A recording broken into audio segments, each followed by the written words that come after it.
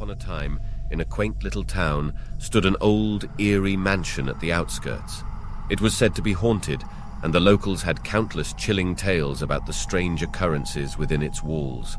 The house was known as the Holloway Manor, named after its original owner, Mr. Holloway, who had vanished under mysterious circumstances many years ago. One gloomy evening, the Townsend family moved into the town, oblivious to the mansion's dark history. The family consisted of Mr. and Mrs. Townsend and their 10-year-old son, Tim. They were drawn to the house due to its affordable price, but little did they know what awaited them. As days passed, the Townsends began to feel an unsettling presence within the mansion. Doors would creak open on their own, and eerie whispers echoed through the halls at night.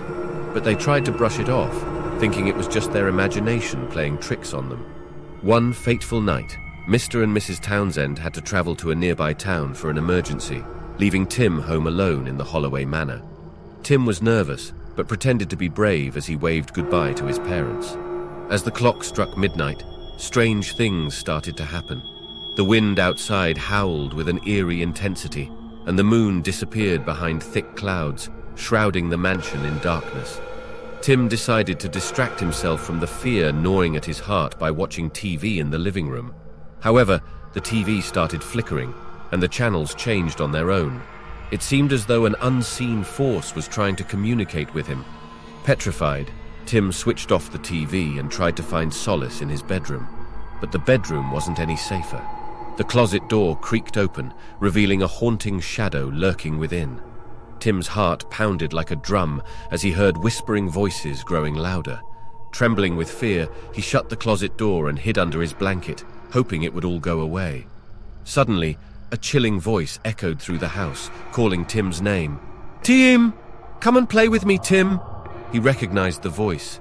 It was a ghostly imitation of a young boy's voice. Tim's curiosity mixed with terror, and against his better judgment, he ventured downstairs to the basement. He discovered an old, dusty diary lying on a wooden crate. It belonged to a boy named Michael, who had lived in the mansion many years ago. The diary revealed that Michael had mysteriously disappeared, just like Mr. Holloway. As Tim continued reading, the basement door slammed shut behind him, trapping him in darkness.